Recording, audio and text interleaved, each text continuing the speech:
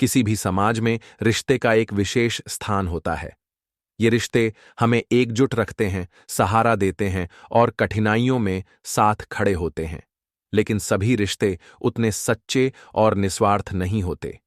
इस संदर्भ में एक बूढ़ी चिड़िया की कहानी महत्वपूर्ण है। उसने अपने अनुभवों से हमें यह सिखाया है कि कुछ लोग, चाहे वे कितने भी करीबी क्यों न हों, धोखा दे सकते हैं। उनकी बातों में एक गहरी सच्चाई छिपी हुई है। इस कहानी के माध्यम से हम उन 3 प्रकार के लोगों के बारे में जानेंगे जिन्हें कभी अपने घर में नहीं बुलाना चाहिए। प्रिय मित्रों, प्राचीन समय की बात है। किसी नगर में एक बड़ा सेठ रहता था। पूरे नगर में उसका घर सबसे आलीशान था। सेठ की पत्नी बड़ी रूपवान थी। पूरे नगर में कोई भी स्त्री सेठ की पत्नी से सुंदर नहीं थी। प्रिय मित्रों, उस सेठ के घर में एक वट वृक्ष था जिसमें एक बूढ़ चिड़िया अपना घोंसला बनाकर रहती थी। सेठ और सेठ की पत्नी उस चिड़िया का खूब ध्यान रखते।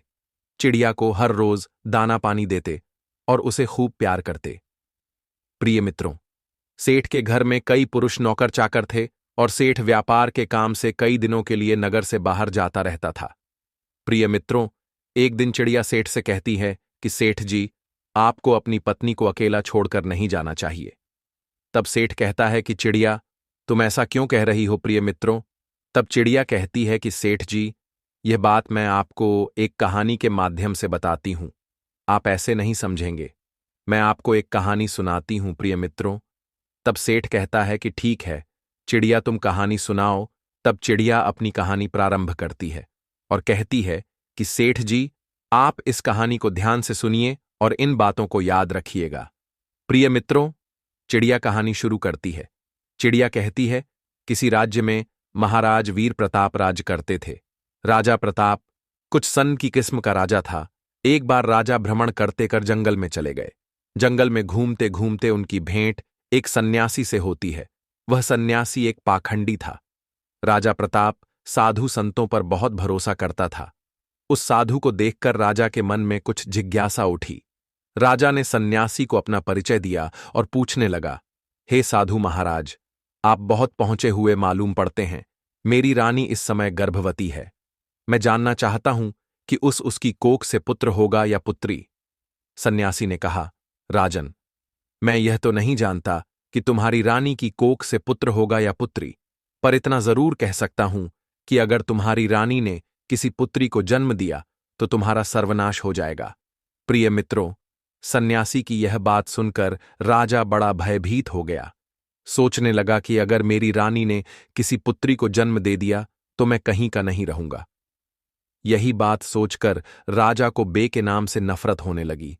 उसने अपनी रानी से आकर के यह बात कही कि हे रानी, भूल से भी हमारे घर में पुत्री का जन्म नहीं होना चाहिए। अगर हमारे घर में पुत्री पैदा हुई तो मैं तुम्हें जान से मरवा दूंगा और उस पुत्री को भी मार डालूंगा। चिड़िया आगे कहती है कि सेठ जी, राजा की यह बात सुनकर रानी डर गई। वह जानती थी कि राजा बड़ा ही जिद्दी किस्म का है। अगर पुत्री का जन्म हो गया तो वह उसे मरवा सकता है।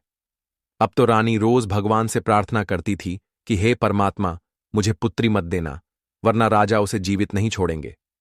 प्रिय मित्रों, भगवान की कृपा से महाराज प्रताप की रानी ने सर्वप्रथम एक पुत्र को जन्म दिया। यह देखकर रानी और राजा बहुत प्रसन्न हुए। राजा तो इसीलिए प्रसन्न हुआ कि पुत्री नहीं हुई, किंतु रानी इसलिए प्रसन्न हुई कि अगर पुत्री होती तो कन्या हत्या का दोष लगता।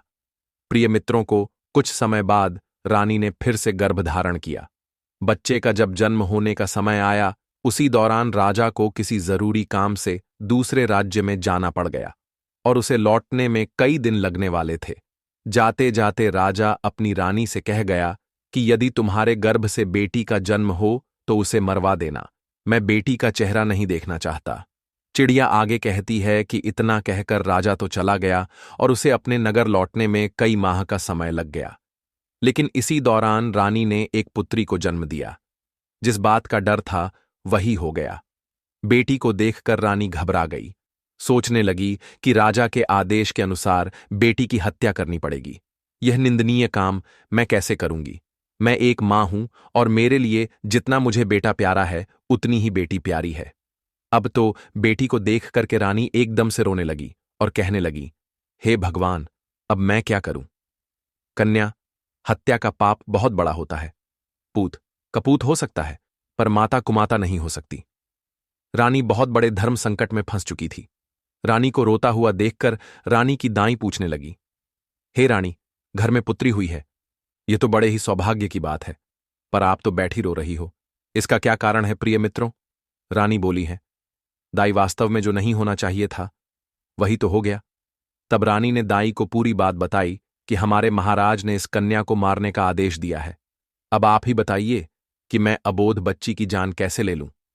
तब दाई ने रानी से कहा, हे रानी, तुम चिंता मत करो। तुम राजा से कह देना कि मैंने बेटी को मरवा दिया है। मैं तुम्हारी बेटी को सबके सामने मारने के लिए ले जाती हूं, लेकिन मैं इसे मारूंगी नहीं, बल्कि इसे पाल लूंगी। अगर कोई पूछेगा तो मैं कह दूंगी कि यह बच्ची मेरी भतीजी है। इससे इस बच्ची की जान भी बच जाएगी और राजा की नजरों से इसके दूर पालन भी हो पोषण को जाएगी। लेकर तुम निश्चिंत रहो, मैं इसे अपनी बेटी की तरह पालूंगी। अब तो यह सुनकर रानी को बड़ी खुशी हुई। सोचने लगी कि यह बेटी भले ही मुझे देखने को ना मिले, लेकिन कम से कम वह जीवित तो बनी रहेगी। तब रानी ने बड़े उदास मन से कुछ आभूषण अपनी पुत्री के पालन पोषण के लिए उस दाई को दे दिए और दाई से रानी ने कहा है, दाई मां, मैं तुम्हारा यह एहसान जिंदगी भर कभी नहीं भूलूंगी। जब तुम्हारे लिए धन की जरूरत पड़ेगी तो मैं तुम्हें इससे भी अधिक धन दौलत दूंगी, लेकिन मेरी बेटी का यह सच कभी खुलने मत देना प्रिय मित्रों। चिड़िया आगे कहती है कि इतना समझाने के बाद में रानी ने अपनी उस बेटी को दाई के हवाले सौंप दिया और धीरे धीरे करके पूरे राज्य में और महल में यह खबर फैला दी कि दाई ने ले जाकर उस बच्चे को मार दिया और उसे जमीन में दफना दिया। प्रिय मित्रों, इधर क्या हुआ?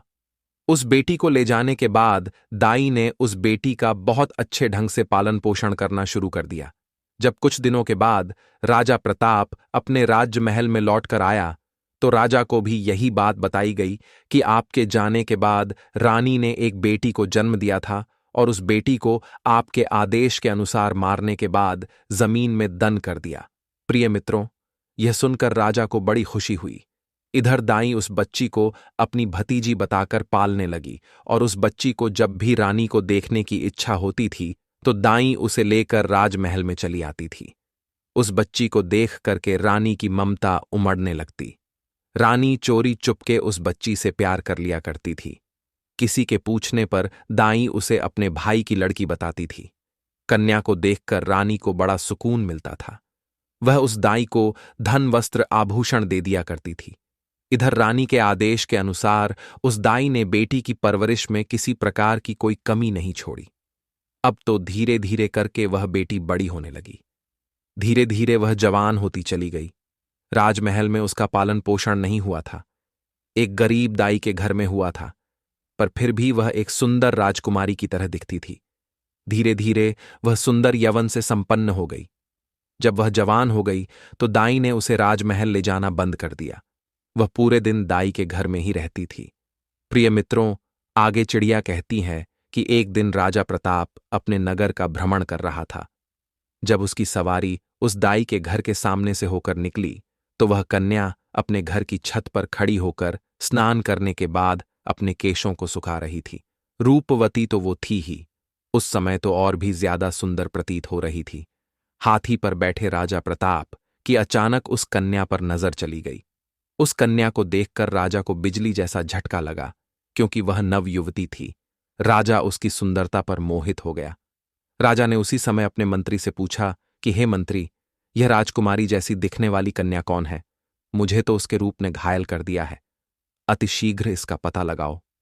मंत्री ने तुरंत पता लगाकर राजा को बताया, महाराज, यह कन्या एक बूढ़ी औरत की भतीजी है। प्रिय मित्रों, रात भर राजा को नींद नहीं आई। बार बार उसी लड़की का चेहरा राजा की आंखों के सामने आ जाता था। सवेरा होते ही राजा ने मंत्री से कहा, मंत्री, वह लड़की बहुत सुंदर है। उसने मेरी रातों की नींद उड़ा दी। उसकी मूरत मुझे बार बार परेशान करती है। उसके बिना तो अब मैं रह नहीं पाऊंगा। एक काम करो, कुछ लोगों को साथ ले जाकर आप उस बूढ़ी औरत के घर जाइए और उस लड़की के साथ मेरे विवाह की बात कीजिए। प्रिय मित्रों, उसी दिन राजा के कहने पर राजा का मंत्री अपने कुछ सैनिकों को साथ लेकर उस लड़की का हाथ मांगने उस बूढ़ी औरत के घर जाता है और सारी बात उस दाई को बताता है कि हमारे राजा साहब आपकी बेटी से विवाह करना चाहते हैं।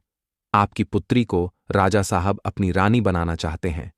मंत्री के मुख से ऐसे शशों को सुनने के बाद में दाई के एकदम से होश उड़ गए। दाई मन में सोचने लगी, हे भगवान, यह कैसा अनर्थ होने जा रहा है। आखिर अब मैं क्या करूं?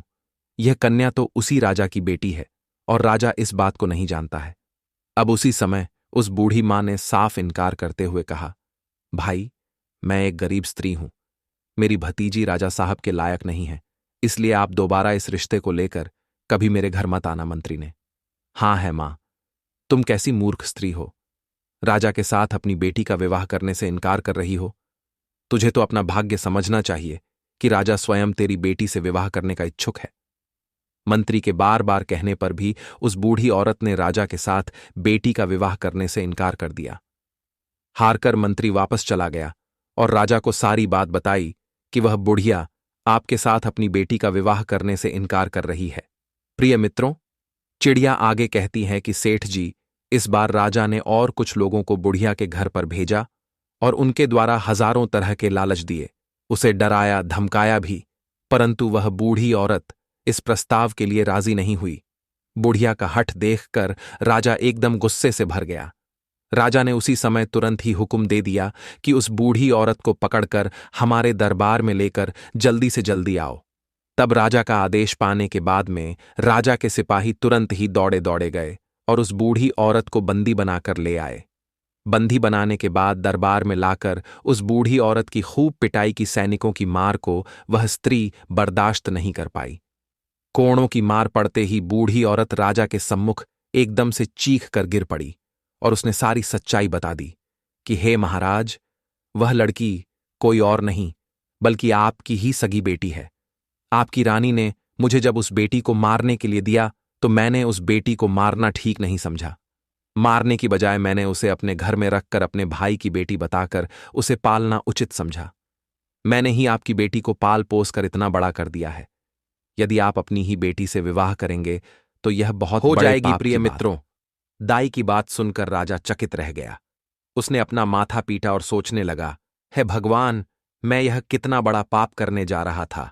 तूने मुझे इतने बड़े पाप में पड़ने से बचा लिया। अब तो राजा प्रताप को और ज्यादा गुस्सा आने लगा। उसने तुरंत ही अपने बेटे को हुक्म दिया कि बेटा, अपनी बहन को जंगल में ले जाकर इसका सर काट देना और इसे वहीं दफना देना। प्रमाण के लिए तुम इसकी दोनों आंखें निकालकर मुझे लाकर दिखाना।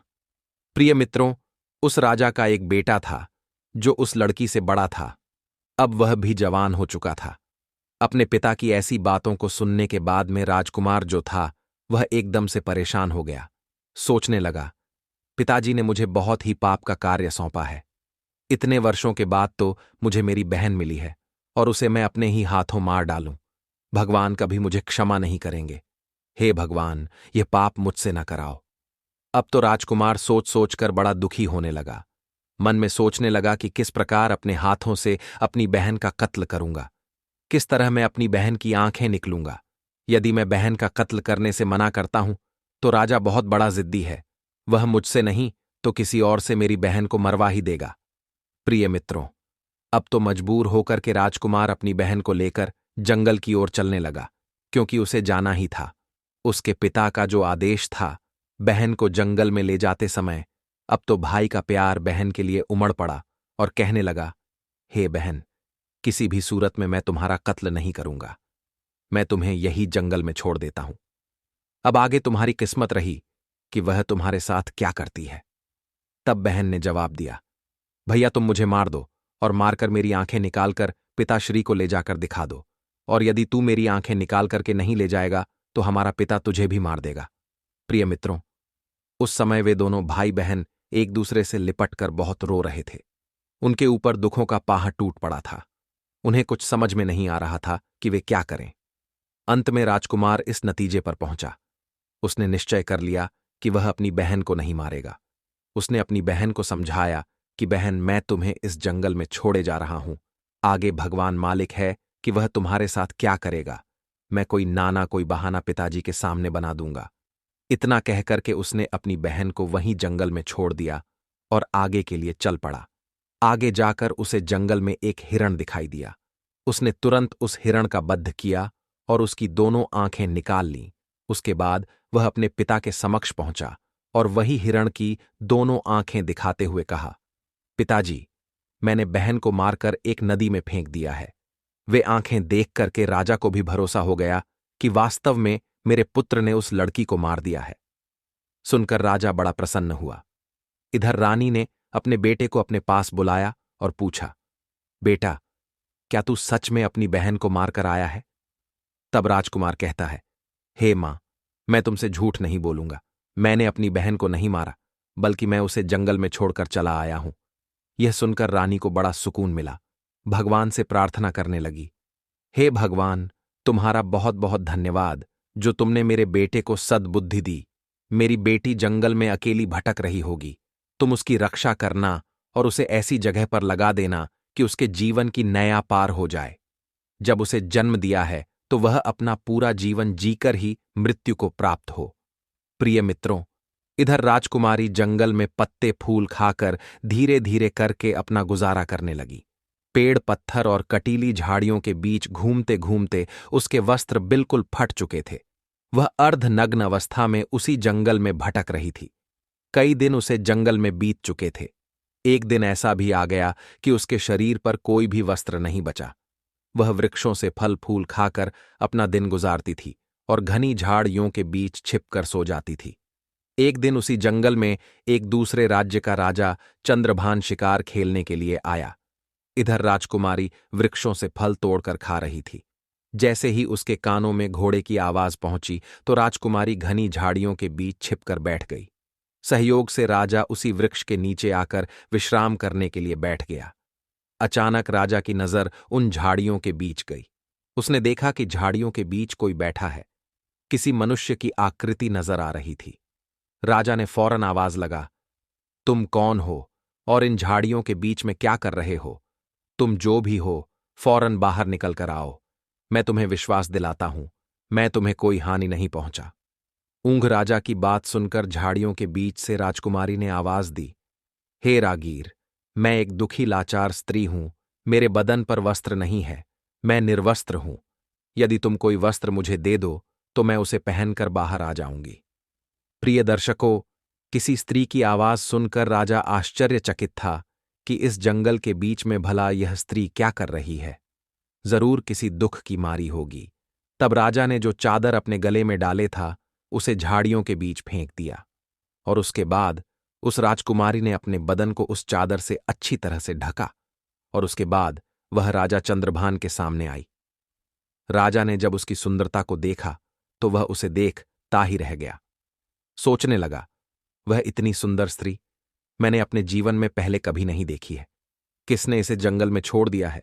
यह तो हमारी रानी बनने के योग्य है। तब राजा ने अपने बारे में राजकुमारी को बताया और बोला, हे सुंदरी, तुम जो भी हो उससे मुझे कुछ मतलब नहीं है। अब मैं तुम्हें अपनी रानी बनाना चाहता हूं।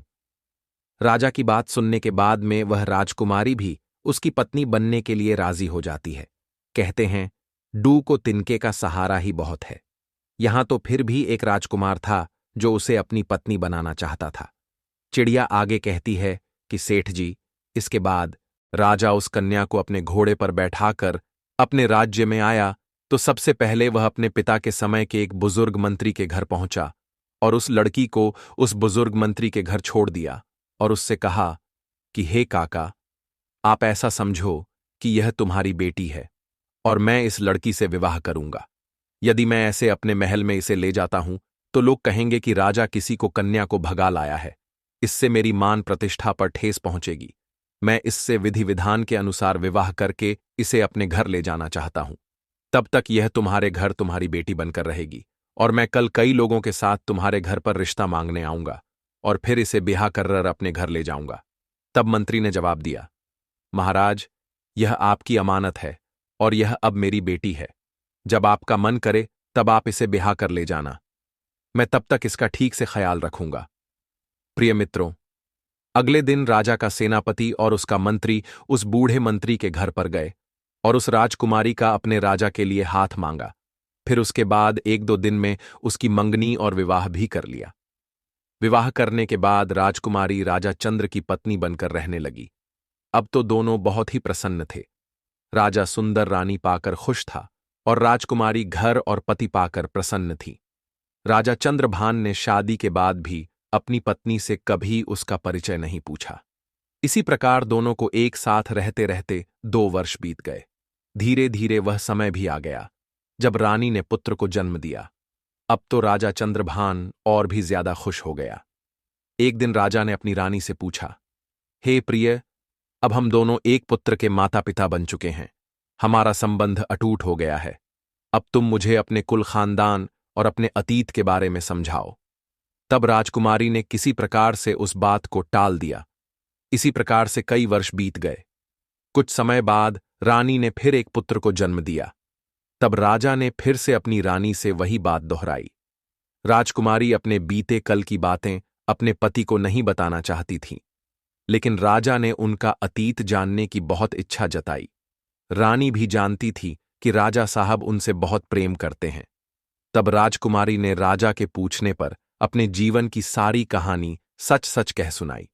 जब राजा ने राजकुमारी के मुख से ऐसी दुख भरी दास्तान सुनी तो उसकी भी आंखों में आंसू आ गए। राजा उसके पिता को धिक्कार लगा। उसके बाद रानी से बोला कि हे रानी, अगर मैं तुम्हें तुम्हारे पिता से मिलाने ले चलूं तो क्या तुम मेरे साथ चलोगी? प्रिय मित्रों, उस राजकुमारी ने अपने पिता से मिलने से इनकार कर दिया। राजा ने बहुत आग्रह किया कि तुम्हें एक बार अपने पिता से जरूर मिलना चाहिए। राजा के बार बार निवेदन करने पर रानी अपने पिता से मिलने को तैयार हो गई। अगले दिन राजा ने राजा प्रताप के यहां जाने का निश्चय किया। रथ सजवा गया। जाने की पूरी तैयारी हो गई। तभी राजा के पास एक जरूरी काम आ गया। राजा को बहुत जरूरी अपने दूसरे शहर में जाना था, तो राजा ने अपने मंत्री और सेनापति से कह दिया कि तुम सेना की एक टुकड़ी लेकर रानी के साथ चले जाओ। मैं अपना काम निपटा कर वहीं पहुंच जाऊंगा। प्रिय मित्रों, इस प्रकार राजा चंद्रभान ने अपने मंत्री और सैनिकों के साथ में अपनी रानी और बच्चों को राजा प्रताप के राज्य को रवाना कर दिया। रानी को भली भांति समझा दिया कि अपने पिता के यहां जाकर तुम घबराना मत। मैं तुम्हारे पहुंचने से पहले तुम्हारे माता पिता के यहां पहुंच जाऊंगा। प्रिय मित्रों, इधर राजा चंद्रभान का मंत्री और सेनापति कुछ सेना को साथ लेकर राजकुमारी के साथ राजा प्रताप के राज्य की तरफ चल पड़े।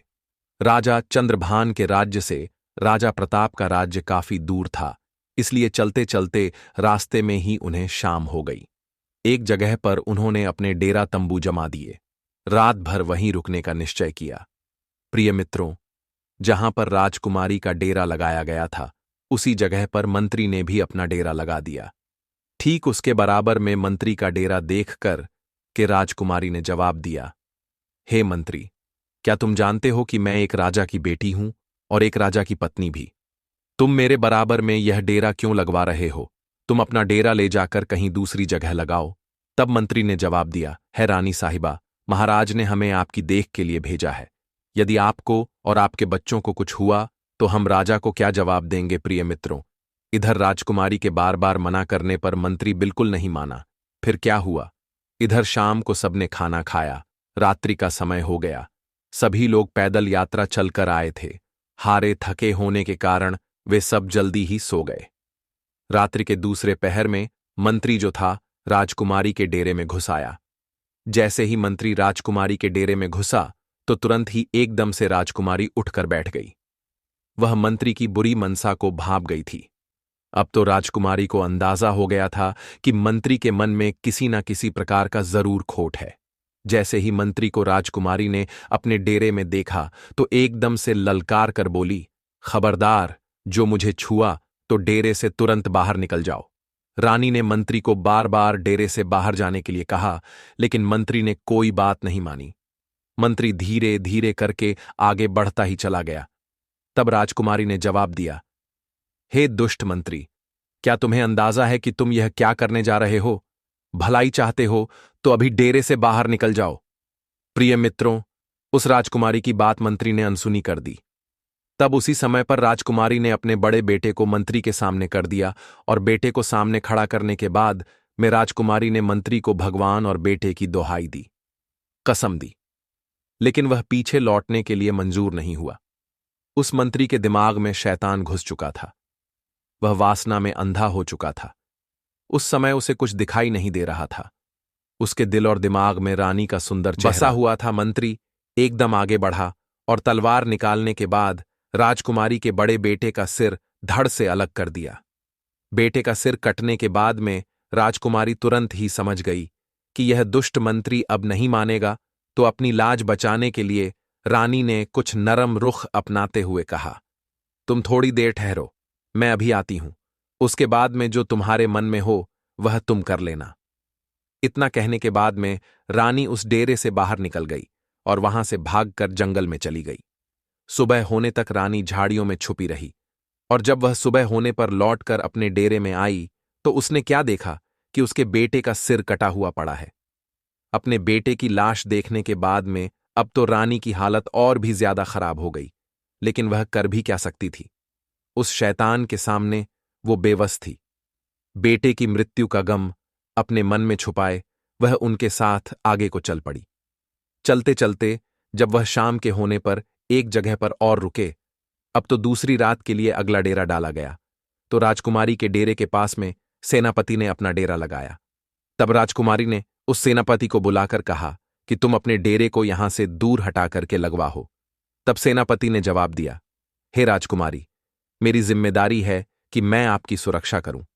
राजकुमारी के बार बार मना करने पर भी उस सेनापति ने अपने डेरे को वहां से दूर नहीं लगाया। प्रिय मित्रों, अब तो राजकुमारी को सब समझ में आ चुका था।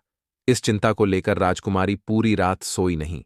जैसे ही आधी रात होती है तब उसी समय पर सेनापति के दिमाग में वासना का शैतान घुस जाता है। वह राजकुमारी के डेरे में रात्रि के समय में प्रवेश कर गया तो राजकुमारी ने उस सेनापति को भी ललकार कर कहा कि हे सेनापति, क्या तुम जानते नहीं कि मैं कौन हूं? तुम्हें पता होना चाहिए, मैं एक राजा की पत्नी हूं, राजा की बेटी भी हूं। यह सब जानते हुए भी तुम मेरे डेरे में घुसे चले आ रहे हो। तुम तुरंत ही मेरे डेरे से बाहर निकल जाओ। प्रिय मित्रों, वह दुष्ट सेनापति कहाँ मानने वाला था। उसके हृदय में तो काम वासना उत्पन्न हो गई थी। वह तो काम वासना के चक्कर में अंधा हो चुका था। इसीलिए राजकुमारी के बार बार निवेदन करने पर भी उस सेनापति ने राजकुमारी की एक नहीं मानी।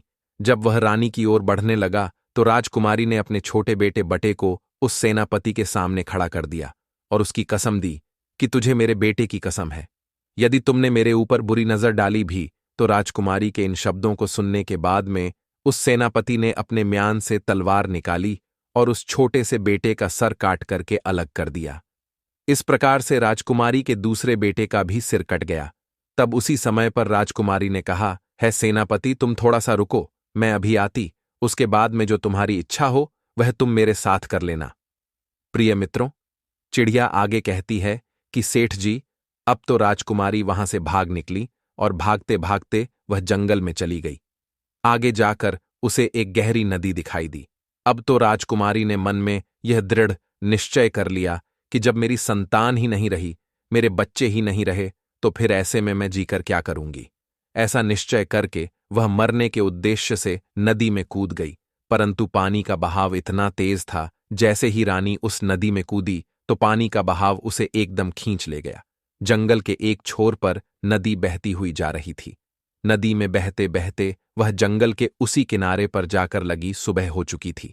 वहां पर दो सन्यासी महात्मा उसी नदी में अपने गुरु के वस्त्र धोने के लिए आए थे। उसी समय उन सन्यासी महात्माओं ने देखा कि कोई औरत इस नदी में बहते हुए हमारी तरफ आ रही है, तो उन दोनों योगियों ने रानी को पकड़कर बाहर निकाल लिया। प्रिय मित्रों, अब तो राजकुमारी के पैरों तले जमीन खिसक गई। अब राजकुमारी मन में सोचने लगी कि उस मंत्री और सेनापति से मुझे जैसे तैसे छुटकारा तो मिल गया, अब यहां से इन दो योगियों ने मुझे घेर लिया है। जैसे ही दो योगियों ने राजकुमारी को पकड़ा, तब तक 4 सन्यासी, महात्मा और आप पहुंचे। अब तो राजकुमारी और भी ज्यादा डर गई। सोचने लगी, अब तो मैं यहां पर और भी बड़ी मुसीबत में फंस गई हूं, अब क्या होगा। प्रिय मित्रों, वह रानी इतनी सुंदर थी कि जो कोई उसे देख लेता था वह पागल हो जाता था। अब तो वह महात्मा आपस में लड़ने लगे, एक दूसरे के साथ धक्का मुक्की करने लगे, एक दूसरे को धक्का देकर कहने लगे, यह राजकुमारी मेरी है, ये मेरी है। आखिर अंत में संत महात्माओं ने यह सोचा कि ऐसे तो हम 6 में कोई फैसला नहीं हो पाएगा। हम अपने गुरुजी के पास में इस राजकुमारी को लेकर चलते हैं वहीं हमारा फैसला करेंगे। प्रिय मित्रों, अपने गुरुजी के पास पहुंचने के बाद में उन योगियों ने राजकुमारी को देखते हुए अपनी इच्छा जाहिर की। अपने शिष्यों को एक स्त्री के पीछे आपस में लड़ते देखा तो गुरु समझाने लगे। मित्रों, जो योगियों के जो गुरु थे वह बड़े ही विद्वान और तपस्वी संत थे। गुरुजी ने उस औरत को देखते ही समझ लिया कि यह स्त्री जो है यह कोई राजघराने से है। फिर उन्होंने अपने शिष्यों को समझाया कि हे शिष्य, तुम 6 भाई हो और तुम्हारी कोई बहन नहीं है। तुम एक काम करो, इसे अपनी बहन के रूप में स्वीकार कर लो। यदि यह तुम्हारी बहन बनकर तुम्हारे आश्रम पर रहेगी तो एक ना एक दिन तुम्हारी जिंदगी बदल जाएगी। इस प्रकार गुरु के समझाने पर उनके समझ में आ गया और उन्होंने रानी को अपनी बहन बना लिया। प्रिय मित्रों, वह साधु, उसके ही पिता राजा प्रताप के राज्य में रहते थे। अब तो उस राजकुमारी को पता चल चुका था कि वह अपने बाप के राज्य में प्रवेश कर चुकी है, जहां के राजा उसके पिता प्रताप हैं। रानी उन्हीं महात्माओं के आश्रम पर रहने लगी। वे 6 महात्मा उसे अपनी बहन की तरह रखते थे। प्रिय मित्रों, चिड़िया आगे कहती है कि हे सेठ जी, उधर राजा चंद्रभान अपने मंत्री और सेनापति और सेना से आकर मिला तो उसने अपनी पत्नी और बच्चों को वहां पर नहीं देखा। आकर के राजा ने सेनापति और मंत्री से अपनी पत्नी और बच्चों के बारे में पूछा तो मंत्री और सेनापति एक साथ एक स्वर में मिलकर बोलने लगे, हे महाराज, मुझे क्षमा करना। आपकी रानी रानी नहीं थी, वह तो एक डायन थी। अब आपके दोनों पुत्रों को मारने के बाद में वह रानी यहां से भाग गई। उन्होंने इस प्रकार से कहा कि राजा चंद्रभान को विश्वास हो गया। सोच कि अगर कोई झूठ बोलेगा तो एक बोलेगा, दूसरा क्यों बोलेगा। तो राजा चंद्रभान ने हुक्म दिया कि अब तो हम उसके पिता राजा प्रताप के पास जरूर जाएंगे। अतिशीघ्र सब लोग राजा प्रताप के पास चलिए। उधर तो राजा चंद्रभान अपने सेनापति और मंत्री के साथ अपनी पत्नी के पिता के पास जाता है। इधर राजकुमारी ने अपने 6 भाइयों से कहा, जो उस समय योगी के रूप में थे, कि हे भाइयों, तुम सभी राजा के पास में जाओ और राजा से कहना कि हमारी बहन आपके दरबार में किस्सा सुनाना चाहती है। यदि राजा साहब किस्सा सुनना चाहो तो हम उन्हें दरबार में बुलाकर लाए, क्योंकि इधर राजकुमारी को पता था कि हमारे पिता को किस्सा सुनना बहुत अच्छा लगता है। अब तो 6 योगी भिक्षा के बहाने राजा वीरभोज के दरबार में पहुंच गए। उन्होंने राजकुमारी के द्वारा ही बात राजा के सम्मुख जाकर के रखी। योगियों की बात सुनने के बाद राजा ने तुरंत ही उन्हें इजाजत दे दी। प्रिय मित्रों, अब तो किस्सा सुनाने के लिए अगले दिन योगी अपनी बहन को लेकर राज दरबार में पधारे। उस समय राजकुमारी जोगियों के भेष में थी, इसलिए कोई पहचान नहीं पाया। जब उसने राज दरबार में किस्सा सुनाया तो सब लोग बड़े ध्यान से सुनने लगे। राजा को उस लड़की का किस्सा बहुत पसंद आया। अब तो राजा ने बहुत सारा इनाम दिया। सभी योगी बोले, महाराज, जब भी आपकी किस्सा सुनने की इच्छा होगी तो हम अपनी बहन को ले आया करेंगे। अब तो वह रोज अपने भाइयों के साथ राजा के दरबार में किस्सा सुनाने आया करती थी। इस प्रकार वह राजकुमारी रोज राजा को कहानी सुनाने के बाद में इनाम पाती तथा अपने योगी भाइयों के साथ वापस लौट जाती थी। अब तो धीरे धीरे उन सन्यासियों के दिन ही बदल गए। पहले वह योगी नगर नगर जाकर भिक्षा मांगते थे, अब तो उन्हें राजा से ही इतना इतना धन प्राप्त हो जाता था कि कहीं मांगने की जरूरत नहीं पड़ती थी। प्रिय मित्रों, अगली रात को राजकुमारी राजा को किस्सा सुनाने के लिए उनके राज दरबार में आई तो उसने अपने पति मंत्री और सेनापति को वहीं बैठे हुए देखा। तब राजकुमारी ने सोचा, आज तो यह सभी यहां पर उपस्थित है तो किस्सा सुनाने में बहुत ज्यादा आनंद आएगा। तब राजकुमारी पर्दे की आड़ में अपनी जगह पर आकर बैठ गई और अपने बाप से कहने लगी, हे राजा साहब, आज मैं आपके लिए एक बहुत ही दर्द भरी कहानी और किस्सा लेकर आई हूं। यदि कहानी को प्रारंभ करने से पहले किसी को कोई जरूरी काम है तो अभी दरबार से उठकर जा सकता है। किस्सा सुनाने के दौरान यदि कोई व्यक्ति बीच में से जाएगा तो मैं उसी समय अपना किस्सा सुनाना बंद कर दूंगी। तब राजा ने जवाब दिया, बेटी, तुम सुनाओ, तुम जैसा कहोगी हम वैसा ही करेंगे। किस्से के बीच में से कोई दरबार में से उठकर नहीं जाएगा। प्रिय मित्रों, अब तो राजा और दरबार के सभी दरबारी किस्सा सुनने के लिए बैठ गए। उनमें उसका पति और वह विश्वासघाती मंत्री और सेनापति भी था। अब तो राजकुमारी ने राजा के दरबार में अपना किस्सा शुरू कर दिया। कहने लगी, हे सभा के लोगों, इस किस्से को ध्यान से सुनना। राजकुमारी सुनाने लगी कि किसी देश में एक राजा रहता था जो बड़ा ही जालिम राजा था। उस राजा को अपनी पुत्री से बहुत ज्यादा नफरत थी। जब एक दिन उसकी यहां एक बेटी ने जन्म लिया तो उसने अपनी बेटी को अपने बेटे के हाथ जंगल में मरवाने के लिए भेज दिया। राजा ने अपने बेटे को हुक्म दिया था कि उस बेटी को मारने के बाद उसकी आंखें निकाल लाना और वह आंखें निकालकर मुझे लाकर दिखाना। अब तो राजा प्रताप उसकी कहानी को सुनने के बाद में सोचने लगे, यह तो मेरा ही किस्सा है। खुश होकर के प्रताप ने उन योगियों के पास में अपनी मोतियों की माला फेंकते हुए कहा, इस किस्से को अंत तक जरूर सुनाया जाए। प्रिय मित्रों, अब तो राजा की आंखों में पानी भर आया, क्योंकि राजा प्रताप को अब तो अपनी करनी पर बहुत पश्चाताप होता था। फिर राजकुमारी आगे बताने लगी, है महाराज, जब उसका भाई उसे मारने के लिए जंगल में ले गया तो उसके भाई ने उस राजकुमारी को, उस बहन को नहीं मारा और जंगल में अपनी बहन को छोड़कर वापस राजभवन के लिए लौट गया। अब यह जानकर के राजा थोड़ा प्रसन्न हुआ। राजा मन में सोचने लगा, शायद हो सकता है आज भी मेरी बेटी जिंदा हो। इधर वहीं राजकुमारी अपने किस्से को सुनाती हुई आगे बोली, जब उसका भाई उस लड़की को जंगल में छोड़ आया तब वह बेचारी भूख प्यासी इधर उधर भटकने लगी। भूख लगने पर वृक्षों के पत्ते और फल फूल खा लिया करती थी। इसी तरह से वह अपने आप को जीवित रखती थी। इस प्रकार से जंगल में रहते रहते उस बेटी के तन पर एक भी वस्त्र साबुत नहीं बचा तो कहीं से एक दिन घूमता हुआ घोड़े पर सवार एक आदमी आया। वह आदमी किसी देश का राजा था। उसकी नजर जब उस लड़की पर पड़ी तो वह लड़की निर्वस्त्र थी। उस राजा ने लड़की को अपना बदन ढकने के लिए अपनी चादर दे दी और वहां से उसे अपने नगर बुला ले गया और बिना कुछ जाने राजा ने उस लड़की से विवाह कर लिया। प्रिय मित्रों, रानी ऐसा किस्सा सुना रही थी। किस्से के बीच में अपनी कहानी को सुनकर राजा चंद्रभान समझ गया कि यह तो उसका ही किस्सा है। उसने भी खुश होकर के एक मोतियों की माला जोगियों के पास फेंक दी और बोला, यह किस्सा जारी रखा जाए और यह किस्सा अंत तक होना चाहिए। तब आगे राजकुमारी कहने लगी, अब तो वह लड़की किसी राजा की रानी बन चुकी थी। राजा की रानी बनने के बाद में उस लड़की की कोख से 2 बेटों ने जन्म लिया। एक दिन उसके पति ने अपनी पत्नी से उसके जीवन की पूरी घटना पूछी कि तुम कौन हो और उस जंगल में निर्वस्त्र क्यों भटक रही थी। तब उस लड़की ने अपने बाप की करतूतें अपने पति को बताई। यह सुनकर उसका पति बड़ा दुखी हुआ। उसका पति दिल का बहुत इंसान था। यह जानकर कि उसकी पत्नी का एक राजा पिता भी है तो उसे उसके पिता से मिलाने के लिए उस राजा ने अगले दिन तैयारी की। लेकिन उसने एक गलती कर दी।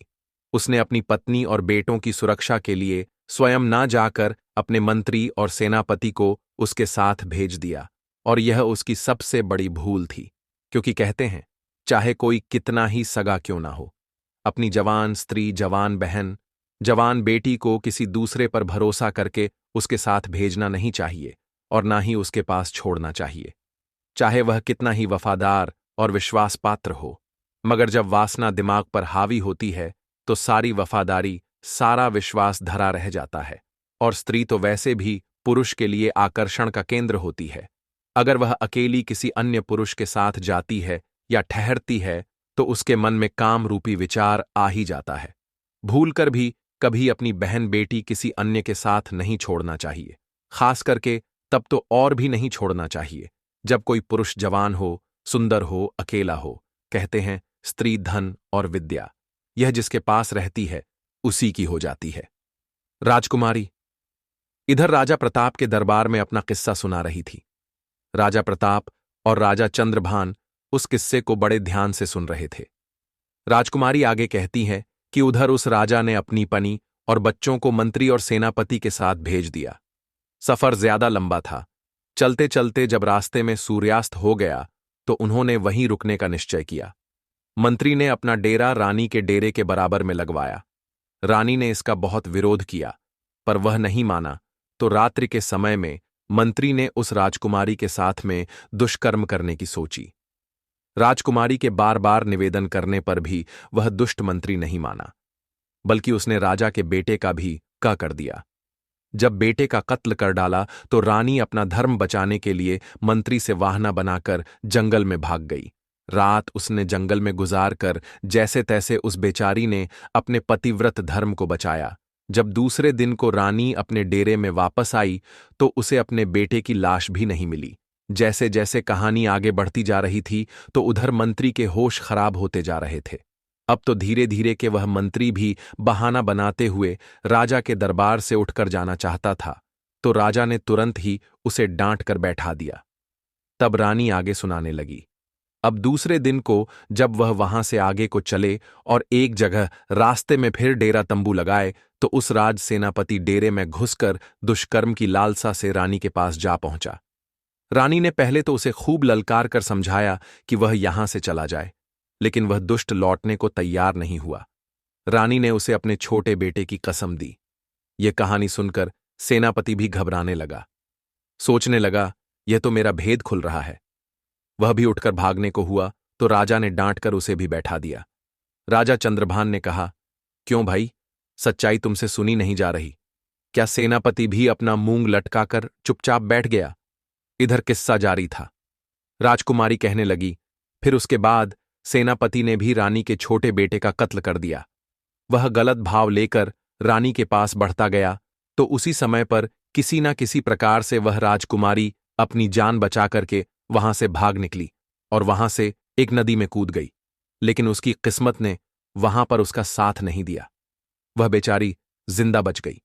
उस नदी में बहते बहते वह चली गई और जंगल के दूसरे छोर पर 6 योगियों के हत्थे चढ़ गए और सन्यासियों ने भी उस राजकुमारी को अपनी पत्नी बनाना चाहा, परंतु उनके महान बुद्धिमान गुरुजी ने उन सन्यासियों से यह पाप होने से बचा लिया और गुरुजी के बार बार समझाने पर सन्यासियों ने उस राजकुमारी को अपनी बहन के रूप में स्वीकार कर लिया। फिर वह भाई बहन अपने यहां जो राजा था उस राजा के यहां पर किस्सा सुनाने के लिए रोज अपनी बहन को ले जाने लगे। प्रिय मित्रों, इतनी कहानी सुनाने के बाद में वह राजकुमारी अपना पर्दा हटाकर राजा के सामने आकर खड़ी हो गई। अपनी कन्या को देखकर राजा प्रताप भी पहचान गए और उधर अपनी पत्नी को देखकर राजा चंद्रभान की आंखें भर आईं। पत्नी को सामने देखकर राजा चंद्रभान बहुत प्रसन्न हुआ, लेकिन अपने पुत्रों की मृत्यु का दुख से खाए जा रहा था। राजा चंद्रभान राजा प्रताप से आज्ञा मांगने लगा कि महाराज, मेरा मंत्री और मेरा सेनापति मेरा ही शत्रु है, इसे मैं स्वयं दंड देना चाहता हूं। तब उसी तरह से राजा चंद्रभान ने उन दोनों के सर कलम कर दिए। पापियों को उनके करने का दंड मिल चुका था। इधर राजा प्रताप ने अपनी बेटी को सीने से लगा लिया और बार बार उससे अपने किए की क्षमा मांगने लगा। बेटी ने अपने पिता को क्षमा कर दिया। इस प्रकार से राजकुमारी अपने पति के साथ कुछ दिन तक अपने पिता के घर पर रही। फिर उसके बाद बड़ी हंसी खुशी के साथ उसके पिता ने अपनी बेटी की बड़ी धूमधाम से विदाई की। राजा चंद्रभान अपनी पत्नी को लेकर अपने नगर लौट आया और हंसी खुशी के साथ समय व्यतीत करने लगे। कुछ ही समय में रानी ने 2 बेटों को और जन्म दिया। अब तो उनकी खोई हुई खुशी सारी वापस आ चुकी थी। प्रिय मित्रों, भगवान अगर किसी के पक्ष में होता है तो कोई भी उसका बाल बांका नहीं कर सकता। चाहे कोई कितना ही प्रयास कर ले, कोई उसे मार नहीं सकता। मृत्यु, जीवन मरण यह विधाता के हाथ में होता है, इंसान के हाथ में कुछ नहीं होता है। इस प्रकार बूढ़ी चिड़िया की यह कहानी हमें यह सिखाती है कि रिश्तों में हमेशा सतर्क रहना चाहिए। चाहे कोई भी रिश्ता हो, हमेशा यह देखना चाहिए कि क्या वह व्यक्ति सच्चे दिल से आपके साथ है या केवल स्वार्थ के लिए। जीवन में अनुभव ही सबसे बड़ा गुरु होता है और हमें इन अनुभवों से सीखना चाहिए। युवाओं को यह समझने की आवश्यकता है कि कुछ लोग दिखावे में मित्रता करते हैं, लेकिन असलियत में उनकी नीयत धोखेबाजी होती है। इसलिए बूढ़ी चिड़िया के शब्दों को हमेशा याद रखें। चाहे कितने भी सगे हों, इन 3 लोगों को कभी अपने घर मत बुलाना। इस तरह बूढ़ी चिड़िया की यह सीख हमें जीवन के विभिन्न रिश्तों को समझने और उनके प्रति सावधान रहने में मदद करती है। हमें अपने जीवन में सच्चे और निस्वार्थ संबंधों को अपनाना चाहिए और धोखेबाजों से दूरी बनानी चाहिए। अब हम आगे बढ़ते हैं और विस्तार से इन 3 प्रकार के लोगों का विश्लेषण करेंगे, उनके गुण, उनके द्वारा दिए जाने वाले धोखे और उनसे कैसे बचा जा सकता है। इससे हमें न केवल अपनी पहचान बल्कि दूसरों की पहचान करने में भी मदद मिलेगी। इस तरह यह प्रस्तुति हमें उन सबक पर ध्यान केंद्रित करने के लिए प्रेरित करती है जिन्हें हम अपने जीवन में अपनाकर न केवल अपने लिए बल्कि अपने आसपास के लोगों के लिए भी एक सुरक्षित और सच्चा वातावरण बना सकते हैं। प्रिय मित्रों, हमारी आज की कहानी यहां समाप्त होती है। हम उम्मीद करते हैं कि आपको हमारी आज की यह कहानी, आज का यह वीडियो पसंद आया होगा। बाकी मित्रों, आप सभी का वीडियो को यहां तक देखने के लिए दिल से धन्यवाद।